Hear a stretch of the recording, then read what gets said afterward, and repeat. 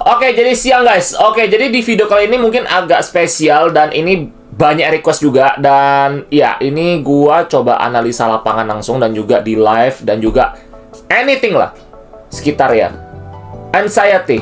Anxiety ini semua orang mengalaminya, bahkan gua juga. Jadi semua orang di dunia ini pasti anxiety. Dan apakah anxiety ini bisa kita musnahkan? Nggak bisa guys. Cuma kita bisa menjinakkannya. Oke, dengan cara apa? Nah, jadi di video kali ini kita bakal ngebahas itu dan gue bakal kasih tips and triknya juga. Jadi anxiety ini bisa timbul kapan aja sih? Ini macam penyakit sih, kita ngomong sih. Tapi penyakit permanen. Lu dari kalangan apapun, lu mau konglo atau apapun juga sama cuy. Lu tetap ada anxiety. Ya, jadi anxiety itu kita normal sebagai manusia. Oke, jadi sebagai manusia itu normal dan anxiety. Mungkin pertanyaan, Bang, jadi kalau misalkan hewan kayak hewan binatang gitu apakah punya anxiety? Pastilah. Lu lihat aja tuh kalau kucing lu gangguin atau apa, dia bisa takut anxiety juga loh. Jadi anxiety itu hal yang normal tapi kita bisa menjinakkannya. Itu bagaimana caranya? Tapi sebelum itu ya gue mesti kasih tau kalian dulu nih. Anxiety itu apa-apa saja men-trigger, apa-apa saja membuat kita itu kayak berpikir bahwasannya besok tuh pada hari esok itu masih belum tahu tapi kalian udah takut gitu loh. Nah, jadi di video kali ini gue mungkin bakal coba ngebantuin kalian untuk lebih paham soal masalah anxiety dan boleh dibilang kita itu hidup berdampingan dengan anxiety tapi dengan cara kita menekan dia. Oke, dan again gue ulangin lagi secara psikologis memang manusia itu otaknya 70% lebih tertarik dengan hal yang negatif sih. Makanya kenapa gue bilang manusia itu 70% bajingan, kita ngomong seperti itu sih, ya. Oke, jadi kalau misalnya nanya lagi, kok jadi kalau yang lagi masalah global makro kayak perang dan sebagainya, terus Trump lagi tantruman gitu semua, itu juga dia anxiety cuy. Kalau nggak anxiety, nggak bakal ada sesuatu yang ngedrive kita untuk melakukan hal-hal yang konyol, kita ngomong gitu loh. Anxiety itu siapapun punya, ya. Tadi kita bakal ngebahas anxiety. Anxiety ini bukan hanya di investasi, tapi juga di kehidupan kalian juga. Ya, jadi semuanya di sini, ya. Gue bakal bawa kalian. Musuh paling mahal dalam hidup dan investasi, itulah anxiety. Ini boleh bilang musuh dalam selimut. Semua lawan kita tuh anxiety. Setiap lu bangun pagi, lu udah mesti berhadapan dengan diri lu sendiri. Setiap lu mau makan, mau minum, mau aktivitas, yang lu hadapin siapa? Diri lu sendiri. Ya, jadi boleh bilang hidup mati, sehat, sakit, itu semua lu yang buat. Ya, jadi kalian yang nentuin semua. Nanti hidup kalian, jalan hidup kalian gitu loh. Oke? Karena gini ya, gue tuh percaya, mungkin takdir kita nggak bisa mengubahnya. Mungkin takdir lu terlahir dari keluarga yang, maaf kata, agak kurang mampu. Tapi kalau nasib itu lu rubah semua sih sebenarnya sih. Gue ulangin ya, nasib itu kalian yang tentuin sendiri sih. Tiap tahun, tiap bulan, tiap hari, nasib manusia itu bisa berubah cuy. Tergantung lu nya. Balik lagi, mindset lu bisa berubah nggak? Oke? Kita lanjut ya. Apa itu anxiety? Anxiety adalah ketakutan terhadap sesuatu yang belum terjadi. Bukan stres. Itu tekanan sekarang atau depresi. Nah, ini gue mau bahas masalah stres dan depresi. Ini pengalaman ya. Nah, jadi gue bawa adik gue lah ya. Karena kan tekanan dari kantor dan sebagainya. Ini buat teman-teman ya, kalau yang perkantoran ya kita ngomong ya, atau mungkin kalian itu boleh dibilang jam istirahat dikurangin, terus kalian yang mungkin agak dieksploitasi ya kita ngomong ya, terus kalian tuh stres. Dan jadi stres itu berarti kita udah masuk ke area burnout, kita ngomong. Stres itu kalian kepikiran gitu loh. Jadi kita ngomong ya, kalau stres di sini ya, itu tekanan sekarang, itu sekarang. Jadi lu udah stres, lu udah mulai burnout. Oke, setelah lu burnout, lu bakal masuk ke dalam namanya depresi. Dan ternyata pas gue coba bawa ke psikolog, satu titik lagi udah gila cuy. Jadi jangan main-main loh. Kalau kalian merasa diri kalian ini ya kayak kerja sama orang, atau mungkin punya bisnis sendiri, kayak stres atau tekanan dari istri, keluarga, atau apapun itu yang nggak mengerti situasi kalian, itu bakal sangat-sangat luar biasa sekali tekanan dan depresinya. Dan satu tingkatannya bisa gila dan melakukan hal-hal konyol atau keputusan-keputusan di luar nalar manusia, bahkan gitu loh. Jadi terkadang kita nggak bisa melihat dari satu sisi doang. tiba-tiba ada penculikan lah, bisa malingin barang orang atau apa gitu, atau mungkin dia terpaksa ngebunuh demi apa, nggak tahu lah, kita ngomong kan nggak tahu motifnya apa juga gitu. Terkadang orang itu bisa konyol karena depresi. Jadi ini sangat berbahaya sekali, tekanan-tekanan ini semua. Jadi tekanan sosial termasuk. Contoh aja yang kasus bunuh diri yang kemarin itu, yang Timothy ya, yang itu ya, yang apa, si Timmy ya, si Timmy. Itu yang bunuh diri kan kena bully. Jadi kalau kalian ngebully orang, itu bisa membuat psikologis orang masuk ke state stres. Habis stres nanti ke depresi. Habis depresi apa yang terjadi? Pemikiran untuk bunuh diri. Itu udah kategori masuk ambil keputusan konyol. Kita bisa gila. Jadi gue saranin teman-teman, ini gue bener-bener ngerti banget ya. Kalian kalau sudah mulai di titik kalian udah mulai berat, cari psikolog. Cari psikolog guys. Ini saran dari gue buat kalian teman-teman ya. Kalau kalian rasa kalian udah mulai anxiety tiap hari, cari psikolog guys. Please banget. Terutama teman-teman mungkin yang kena bully, yang jadi bahan pembulian, kalian udah depresi, udah cari psikolog guys. Itu salah satunya. Satu-satunya cara sih. Makanya kenapa psikolog itu selalu ada. Kita nggak usah ngomongin nominal dulu deh. Itu nggak penting. Yang paling penting itu diri kalian dulu. Fix. Makanya gue ngerti banget masalah kayak gini ya. Dan pembulian ini, dan masalah pembulian juga, jujur orang yang ngebully juga itu sebenarnya dia tuh hopeless. Orang yang ngebully itu hopeless. Dia juga anxiety. Karena dia anxiety dan dia hopeless, dia butuh validasi.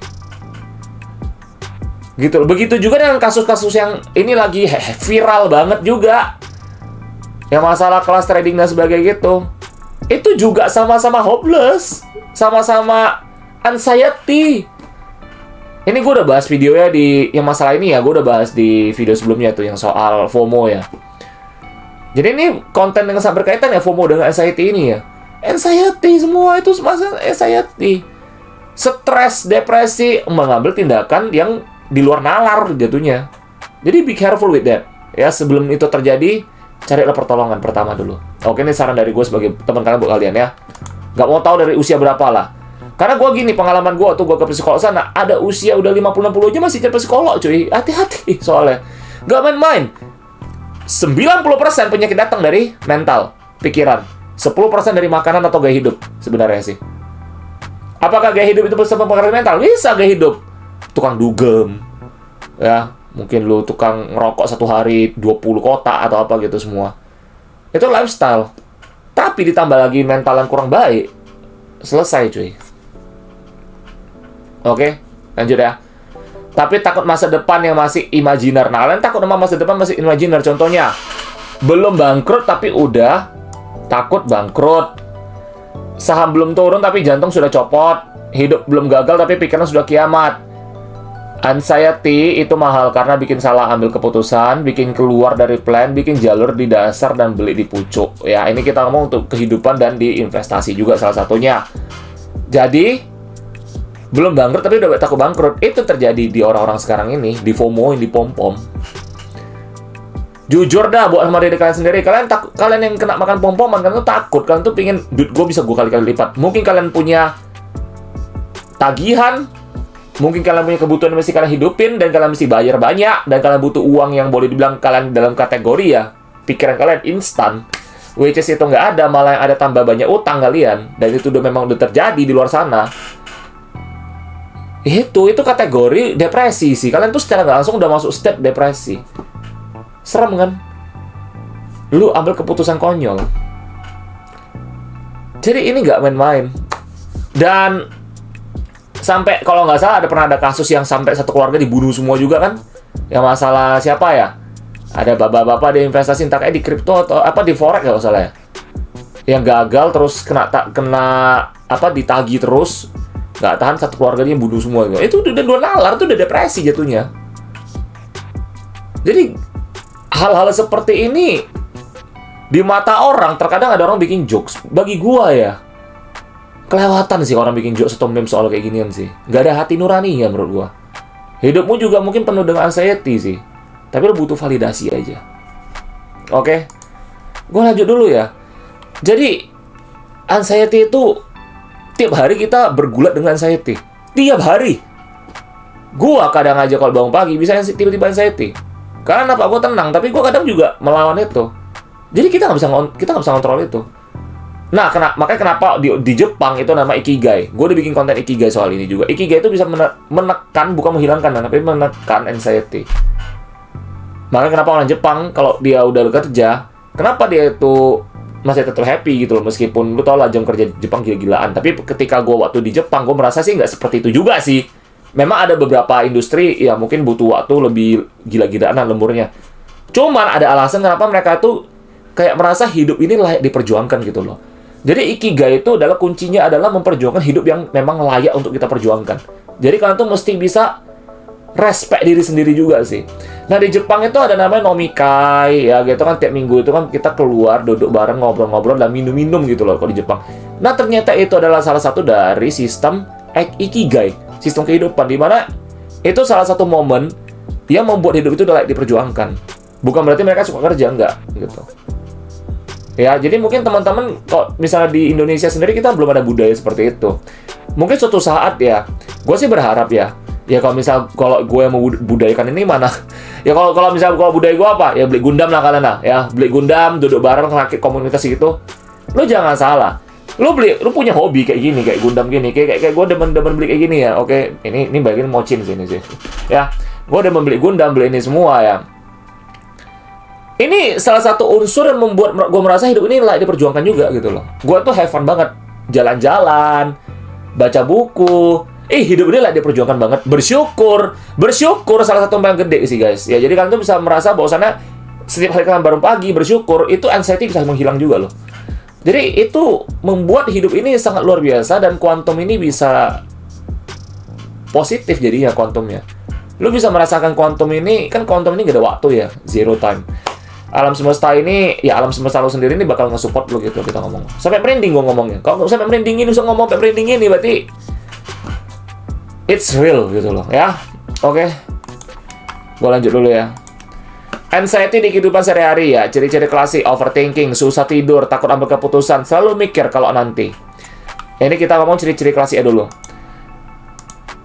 Coba tulis di kolom komentar, yang sering overthinking siapa?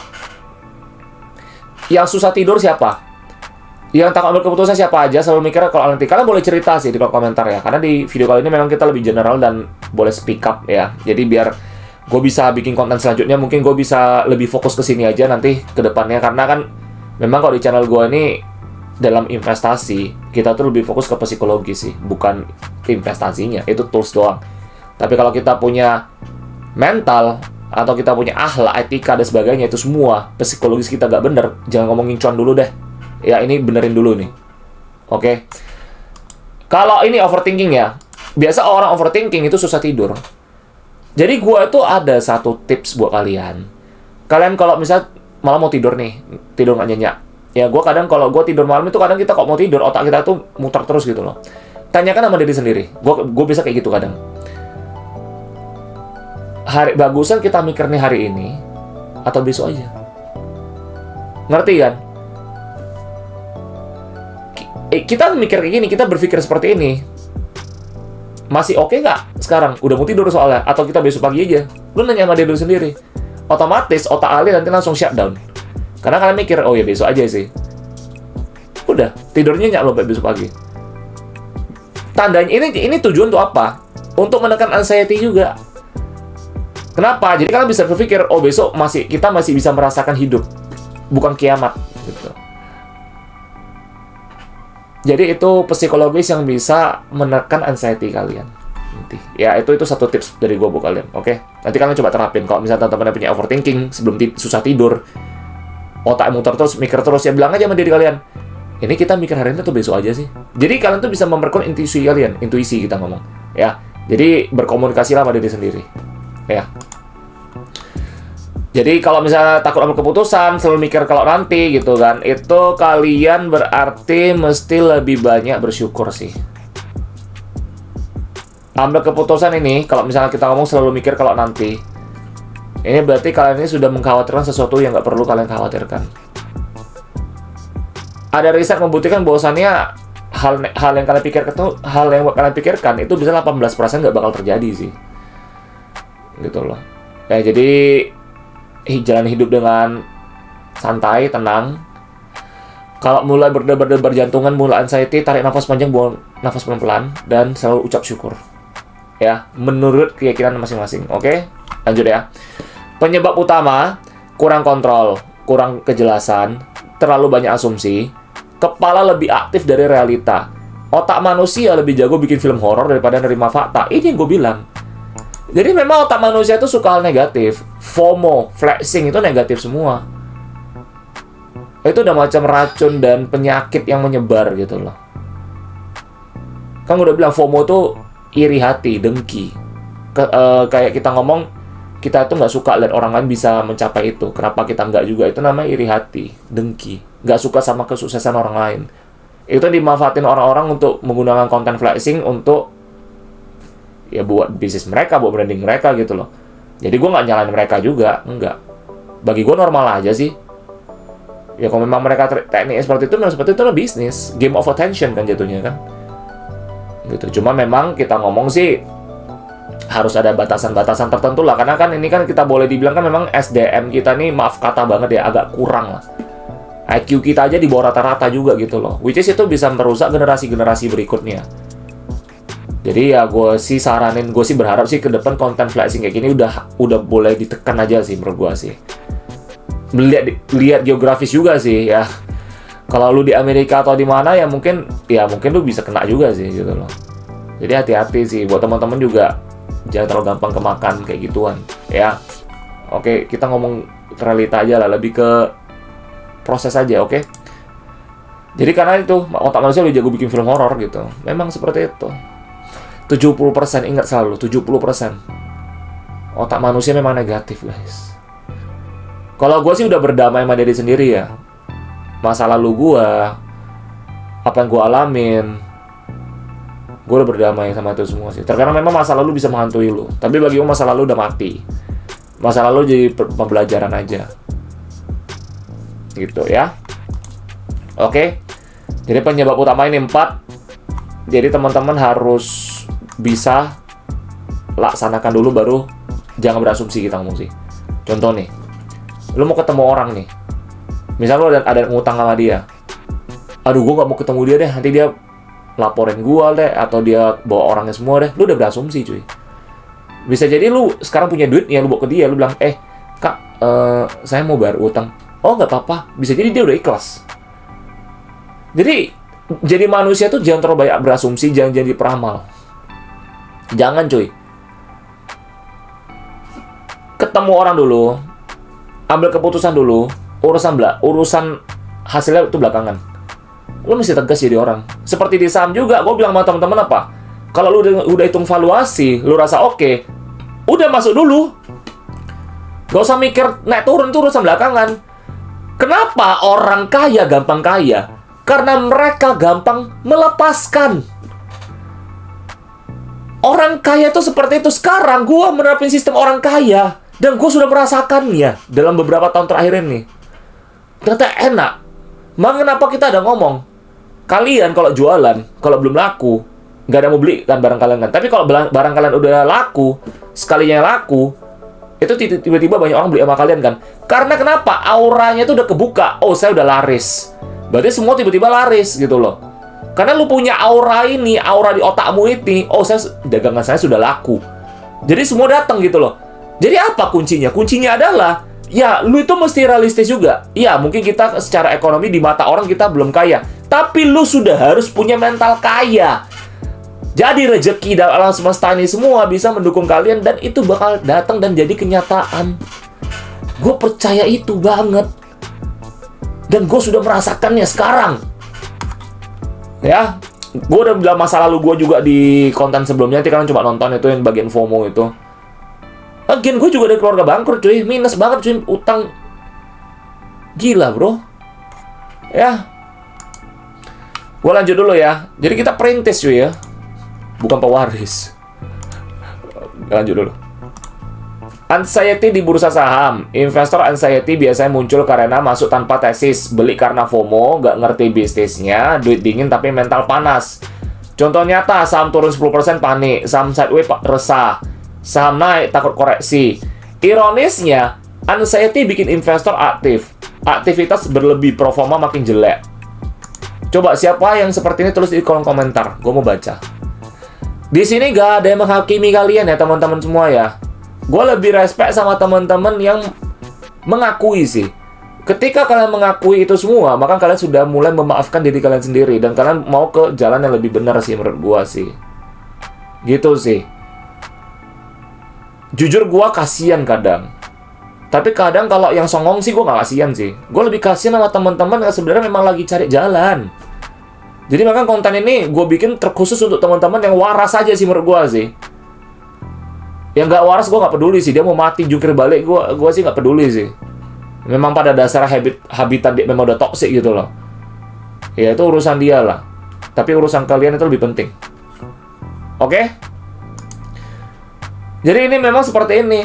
Makanya terkadang aneh tapi nyata. Makanya gue bilang tuh gue tuh paling benci dan paling kesel dan paling najis sama orang mengatakan uang kecil ditradingin dulu, uang besar baru diinvest. Itu konyol dan sangat melecehkan sih.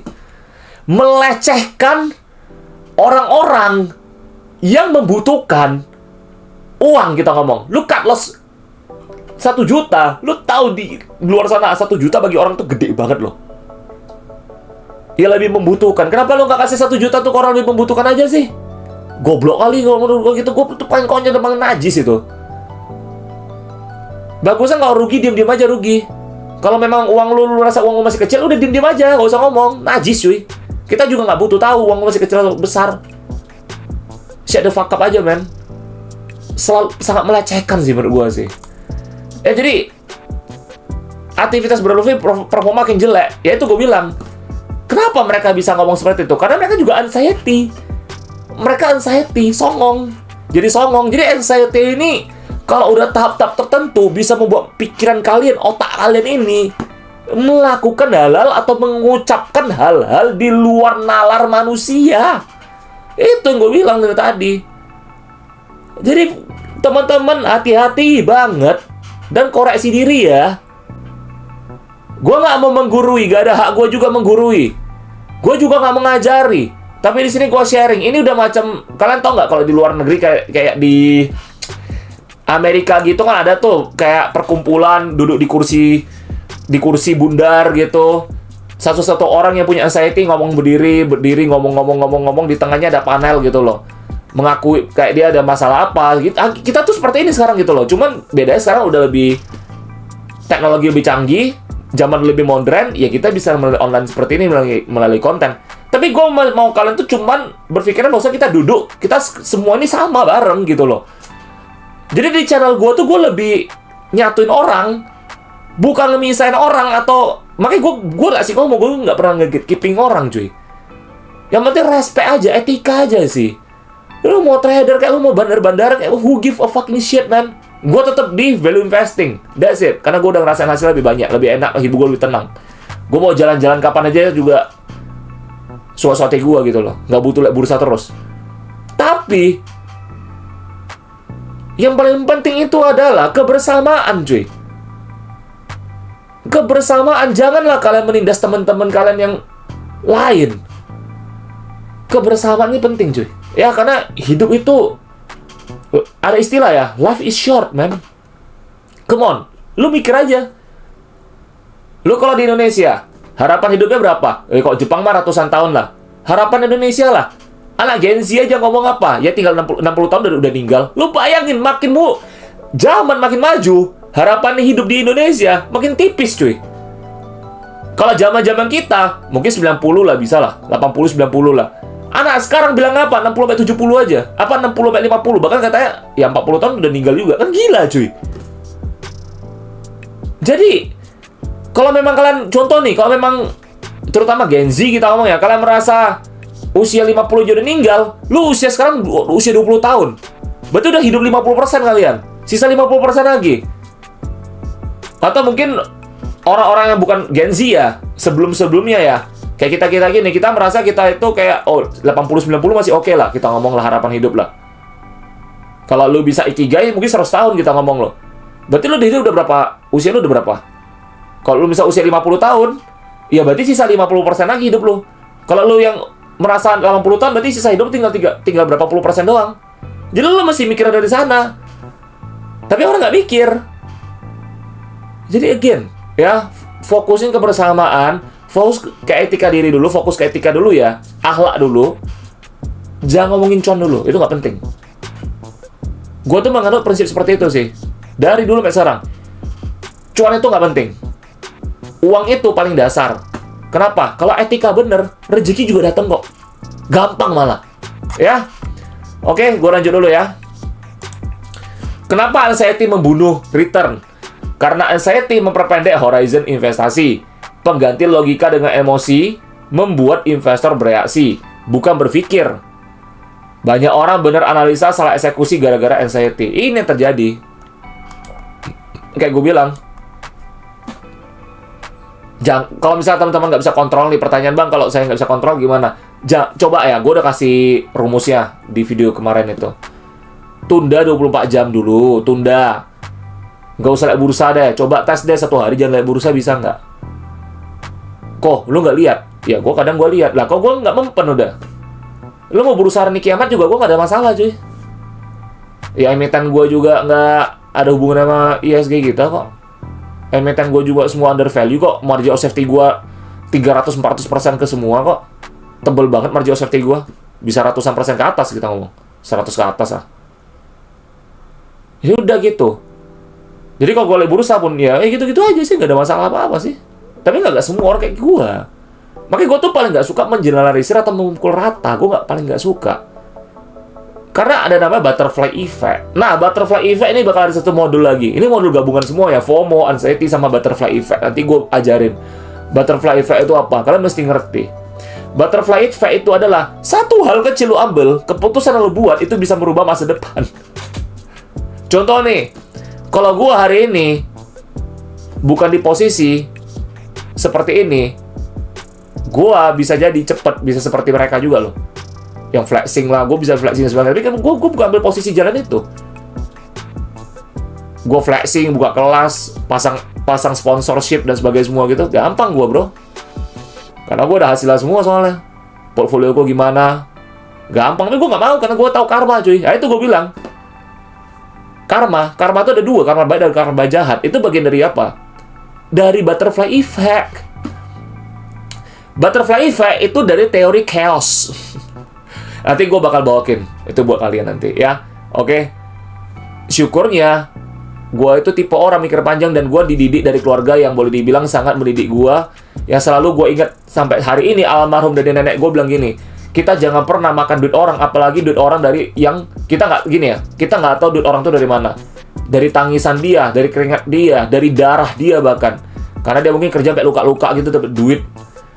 Kita nggak boleh, kita mesti mikir sampai sana. Kalian udah mikir nggak? Kalian suka ngepom-pom, suka ngeguir orang, ada mikir nggak itu duit mereka dapat dari mana? Makanya gue bilang karma sih.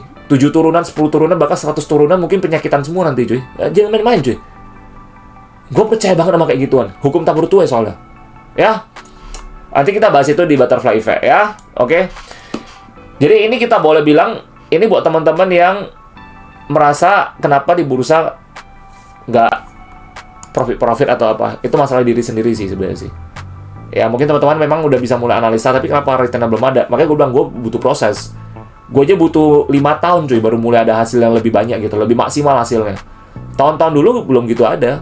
Dan gue masih punya, dan gue lagi belajar untuk meningkatkan jam terbang gue guys gitu loh. Jadi jam terbang itu penting banget. Ya. Jadi kalau nggak ada jam terbang guys, nggak bakal bisa guys.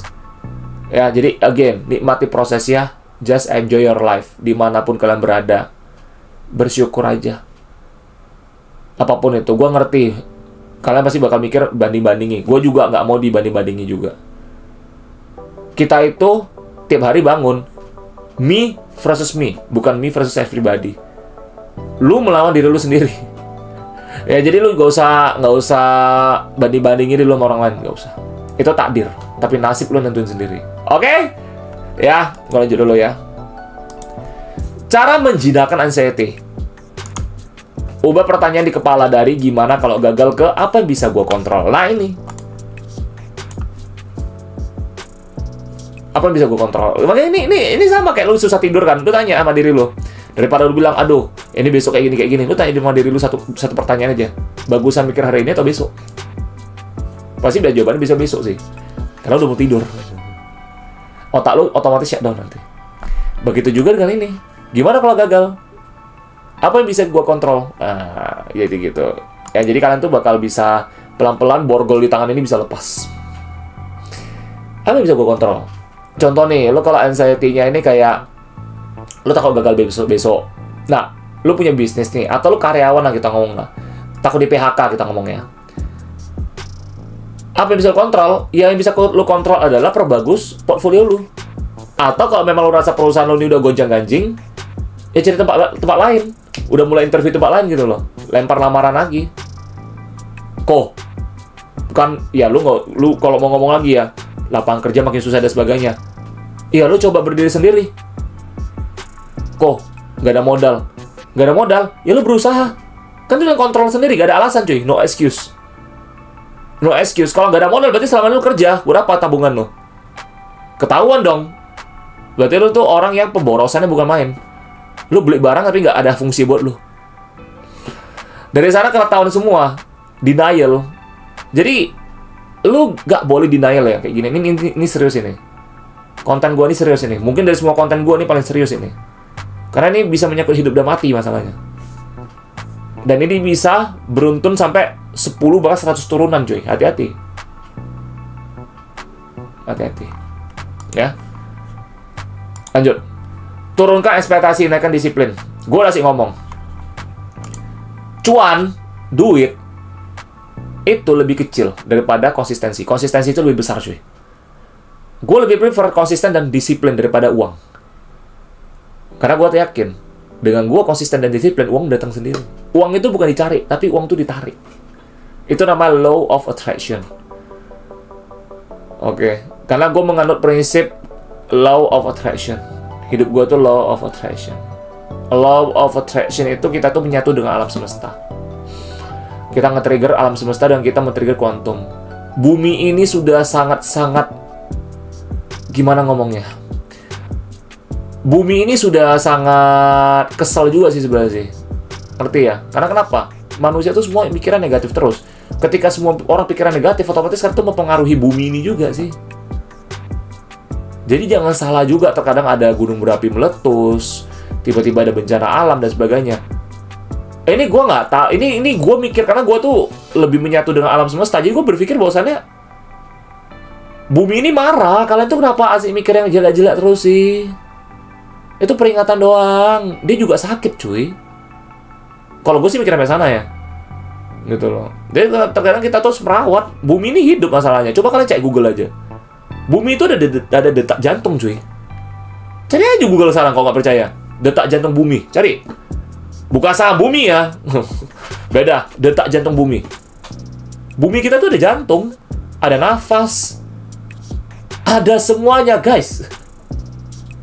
Oke, jadi nanti kalian cek sendiri itu. Ya, itu ilmu pengetahuan buat kalian itu. Itu kalau boleh dibilang tuh geografi itu jatuhnya itu. Ya. Nah, jadi kita naikin disiplin ya. Anxiety muncul karena ekspektasi terlalu tinggi, bukan karena realita terlalu buruk. FOMO, beli koin, besok beli McLaren, itu terlalu tinggi ekspektasinya. Iya kan? Gitu loh. Ya seperti itu.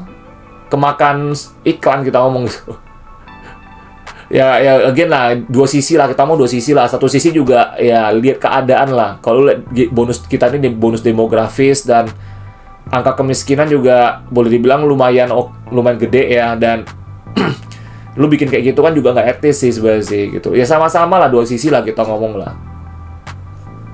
Ya kan nggak sesuai dengan realita kan. Rungkat ya. Makanya kenapa gue bilang ekspektasi orang sekarang kalau beli koin atau beli saham atau apa, nampak dia bisa beli McLaren atau apa. Ekspektasi adalah ini gue naik, gue beli McLaren. Ya kayak gitu cuy, nggak bisa kayak gitu, nggak ada kayak gituan, nggak ada instan. Hati-hati. Anxiety bakal lebih gede nanti. Anxiety itu bakal bisa membunuh lu. Anxiety itu menggerogoti hidup lu. Lu bisa cerai, lu bisa bangkrut, lu bisa apapun semua itu. Ya. Lu bisa menterlantarkan orang tua lu bahkan gitu loh. Dan lu bakal bisa merenggut nyawa orang lain juga nanti. Hati-hati guys. Gua hari ini kasih bikin warning buat kalian sampai merinding gua cuy. Lanjut ya. Di investasi punya tesis atau jangan masuk. Minimal jawab, gue beli apa, kenapa beli, salahnya di mana kalau gue keliru.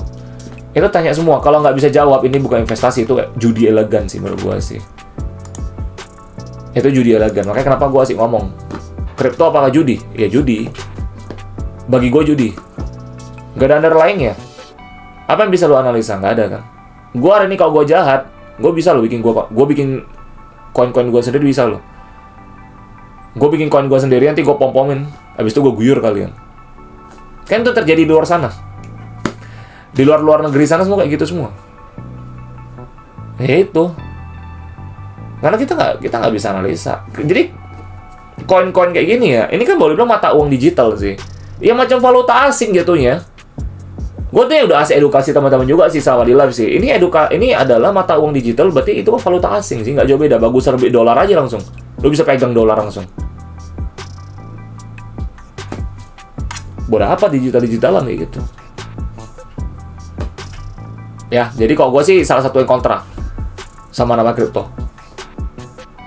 Gue ikutin jalan, karena gue tuh bener-bener ikutin jalannya Pak Lo Keng Hong sama Warren Buffett. Mereka juga kontra itu. Gue sih gak peduli ya, gue dibilang old school ya, biarin. Yang penting gue hidup tenang, santai, financial freedom. Gak jantungan, apapun gak ada. Tenang, santai. Good, lanjut ya. Frugal living aja kita. Jangan lawan anxiety, kurangin amunisinya. Ya, anxiety hidup dari informasi berlebihan, news harian, harga tiap menit. Solusinya kurangi chart, tambahin laporan keuangan, fokus bisnis dan bukan ticker. Jadi media juga kalian nggak usah baca tiap hari. Ini gue udah ngomong ya beberapa kali di live. Gue tuh nggak pernah baca berita lagi sih. Sesat bro. Apalagi narasi-narasi media sekarang kayak negatif banget ya. Menyudutkan satu pihak gitu loh. Jadi gue merasa gue sebagai investor ya agak najis sih menurut gue sih. Karena itu bisa meningkatkan anxiety orang. Orang-orang bisa takut. Makanya lu tebar fear gitu loh jatuhnya. Makanya kalau gue pribadi, kalau bisa kalian kurang-kurangin baca media deh. Tapi kalau yang suka silakan. Gak ada yang larang, tapi kalau saran gue sih seperti itu sih. Karena itu bakal mempengaruhi anxiety lu. Terlalu banyak. Karena gini ya, gak semua media itu bisa didengar juga. Gak semua cuy. Ada yang bagus, ada. Kalau biasa gue baca media atau berita ya, gue tuh baca-baca bermanfaat sih. Macam kesehatan, terus macam fungsi ini untuk apa, terus misalkan banyak lah media-media traveling, nah gitu-gitu tuh bagus tuh, media-media travel, jalan-jalan ke negara mana jalan-jalan, terus apa fungsi hidup, apa kayak fungsi makanan ini apa, manfaat makanan lu makan ini apa gitu loh. Misalnya fungsi baca buku, manfaatnya apa gitu loh. Lu pakai handphone fungsinya, itu edukasi semua. Jadi kalau gue tuh baca media, itulah media-media atau berita-berita edukasi sih. Gitu loh. Bukan yang, kok sekarang gue nggak tahu, banyak kan negatifnya. Karena ya orang-orang tuh kayak gue bilang, di awal tadi, otak manusia itu paling suka dirangsang dengan hal-hal negatif, narasi-narasi negatif. Karena gue bilang lagi, 70% otak manusia itu negatif. Suka menyerap info negatif. Seperti itu. Jadi saran gua, lihat di depan mata kepala sendiri aja. Ya, jangan pernah denial ya. Ketika lu denial, lu udah kalah sama diri lu sendiri. Ya, gua ulangin ya, kalau lu denial, lu udah kalah sama diri sendiri, ya. Oke, jadi ini solusinya kurangi chart, tambahin laporan keuangan, fokus bisnis bukan ticker ya. Jadi karena itu mesti lebih banyak praktek ya. Praktek langsung. Jangan dengar kata orang. Lu kalau orang bilang ke gue, bang, kata orang, lu berarti gampang dikontrol orang. Makanya gue bilang, gue tuh kalau hari ini gue mau jahat, gue tuh gampang banget cuy. Channel gue ini bentar aja bisa 100.000 atau 1 juta cuy. Dengan cara yang, mungkin cara-cara mereka. Bisa bro. Gampang bro. Gue mah gampang cuy. Karena gue udah ngerti psikologis manusia, dia gue manfaatin aja. Tapi gue tuh gak mau. Karena gue takut karma sih. Itu aja gue ulangin lagi sih. Karma itu real cuy. Ya, itu bahaya itu. Jadi hati-hati sih. Ya, jadi teman-teman mesti bisa kontrol diri. Usahakan jangan pernah ngomong ke orang kata orang. Gue paling mau kalian tuh coba latihan menurut gue. Seperti kata Bang Panji, menurut keyakinan saya. Asik. Lebih better cuy. Daripada menurut keyakinan orang gitu loh. Menurut kata-kata orang. Lu dijebak juga bisa cuy. Hati-hati cuy. Mulai dari hal sepele sampai hal gede nanti loh. Bisa loh. Kata dia kan kayak gini. Kan kata dia, emang dia lakuin nggak kan? Lu bisa dijebak orang cuy. Dijeblosin mungkin lo. Masuk kandang atau apa nanti. Karena lu asik ngomong kata orang gitu loh. Hati-hati, itu bahaya itu. Makanya kenapa gue tuh paling nggak suka dan nggak mau tanggepin orang bilang, bang kata orang kayak gini, gue paling nggak mau tanggepin sih. Lu mesti cari tahu sendiri. Ya. Lanjut. Nomor 5, sadar ini. Tenang bukan karena semua aman, tapi karena gue siap kalau semuanya nggak aman. Nah, seperti itu. Nampaknya gue aman, ya karena gue kayak gitu. Karena gue tenang dan gue siap ketika semua nggak aman. Karena gue percaya alam semesta ini bersama dengan gue dan Tuhan menyertai kita juga semua di sini. Apapun keyakinannya. Karena alam semesta itu bahaya, cuy. Bumi ini menjaga kita juga kok. Semakin kita berposisi, karena gini ya, bumi itu merespon tuh dengan cara apa? Ya melalui alam semesta. Alam semesta ini punya bumi. Kalau lu happy, bumi juga happy. Bumi juga bisa memberikan kalian apa yang lo mau. Karena rezeki itu suka datang ke orang yang tenang dan damai. Benar. Lo tenang damai, tiba-tiba ada aja rezeki dari mana datang. Oke, kita nggak boleh melulu memikirkan hal-hal yang negatif atau memikirkan hal-hal yang ada di sekarang ini. Kayak lu ngeluh, nggak ada gunanya. Ngeluh itu negatif. Negatif ya, maka respon dari dunia ini ya negatif juga ke lu. Maka ada istilah, dunia ini nggak adil. Bukan dunia ini nggak adil, elunya nggak adil. Lu yang nggak adil sama dunia ini sebenarnya sih. Dunia ini adil banget sama lu, tapi elunya tuh mikirnya negatif mulu, ya nggak adil jadi. Ya, karena kalau lu mikir asik seperti itu, ya tandanya lu udah melecehkan Tuhan, cuy. Lu melecehkan alam semesta jatuhnya. Lu milih mana? Lu memilih, lu melecehkan alam semesta ini, atau lu memilih mengakui bahwasannya dunia ini adil sih.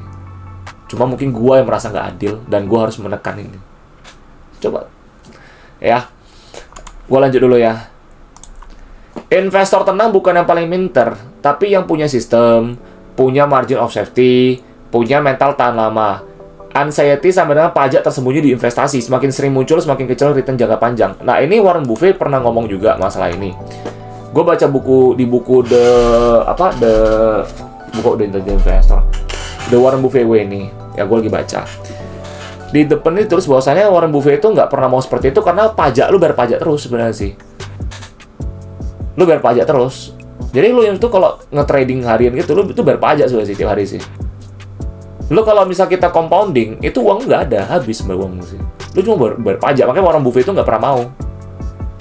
Warren Buffett dia sendiri aja juga anti banget gitu loh. Jadi dia beli, udah tinggalin aja, tidurin aja. Nanti kalau udah sampai nilai wajar, udah jual. Lebih baik jualan sekali, bayar pajak sekali, daripada lu bayar pajak 1 bulan bisa ratusan kali gitu loh. Buat apa? Kayak gitu lah kira-kira guys. Jadi lu tuh profitnya jadi kecil, karena jangka panjangnya jadi kecil gitu loh. Jadi kalau kita tenang itu, kita punya sistem major safety mata lama gitu loh. Jadi kalau kita boleh dibilang trader itu anxiety. Trader itu anxiety. Itu kalau nggak salah teman kita di grup Telegram ya, bahkan di live juga ada sering cerita, punya ketua trader dan sebagainya atau apalah membernya lah. Dia sendiri sampai pasang ring jantung cuy gitu loh. Ya, lu trader tuh resikonya adalah ya kesehatan, mental health, karena anxiety cuy. Mungkin takut membernya apalah, takut mungkin membernya demo dia nantilah atau apalah, anxiety bro. Kelihatan tenang tapi saya jantungnya dudak gitu. Alah bang, lu kayak pernah nge-tradingnya? Gue pernah sekali, gue dulu tes. Dan gue gak mau. Nyawa gue macam mau melayang cuy. Gue gak tahu apa enaknya dari sana cuy. Gila sih menurut gue sih.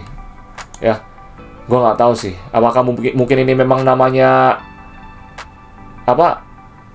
apa ngomongnya ya? Bersih-bersih kali ya. Dunia ini mau bersih-bersih gitu loh, bisa jadi ya. Mungkin dunia ini lagi mau bersih-bersih sih.